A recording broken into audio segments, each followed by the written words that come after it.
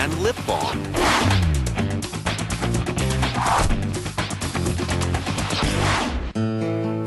One of the first solid-body electric guitars was invented by jazz musician Les Paul in 1941. Now, in the early 50s, he joined forces with Gibson.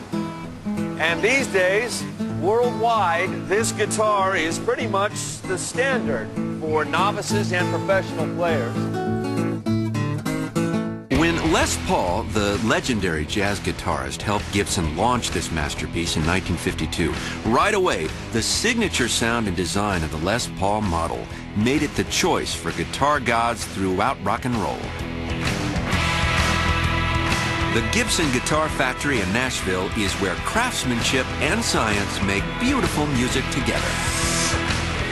Hundreds of guitars leave here every day. The factory here in Tennessee is literally heaven for guitars. How do vibrating guitar strings generate electricity? We start with wood, 5 kinds of it. That's what it takes to produce the trademark Les Paul sound. You know, the shop here at Gibson is a working wood shop. It's dangerous. A lot of saws, a lot of people riding around on pallets when they shouldn't be. The guitar body of a Les Paul is mostly mahogany. It's used for structural stability, but it's wet when it comes through the doors. That's a problem. Wet wood leads to warping, and warping leads to imperfect sound. So first we lower the percentage of moisture carefully. We don't want the wood to turn and to curl and all that kind of stuff. We want it dry so that it's always going to be straight. So you're looking for a goal of 10%? Or 10% under is what you're looking for. Under 10? A conventional oven would take about a month to bake the water out. So to speed things up, Gibson uses a vacuum kiln, one that effectively vacuums away the moisture, reaching the 10% target in just 2 days. The way it works is to take away the air and to lower the pressure inside the kiln while it's cooking the wood. Lower the air pressure and water's boiling point plunges more than 100 degrees. In fact, by the time you get to the pressure inside this kiln, water boils at only 90 degrees Fahrenheit. Our baked mahogany emerges like buns from the oven. We're close to turning all this wood into the bottom of a Les Paul guitar. This is actually warm. Yeah.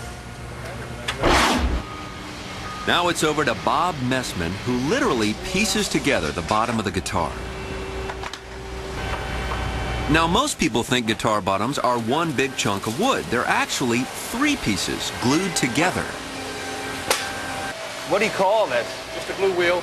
The glue wheel. 90 guitar bottoms get on and off this Ferris wheel-looking contraption every hour. Is there a trick? My first body. The glue is dry in just a couple of hours, and then it's into the router. Computers tell the router where to carve out spaces in the guitar body. Now, in these cavities, Gibson will install hardware down the line. This is a deafening, dusty process. Then these guitar bottoms, the backs, finally get tops, which become the fronts of the guitars. Now, the tops are made of maple. It's a beautiful wood. Some call it a tone wood because of the rich sound it helps produce. The moment I get cocky is the moment I break something. All right. Top meets your bottom. Good old glue with about 1,000 pounds per square inch marry the mahogany and maple. Excellent work. Then I tangle it with a terrifying bandsaw. That saw's a little intimidating. Wow, look at that. Back into the router, and this assembly is really starting to hum.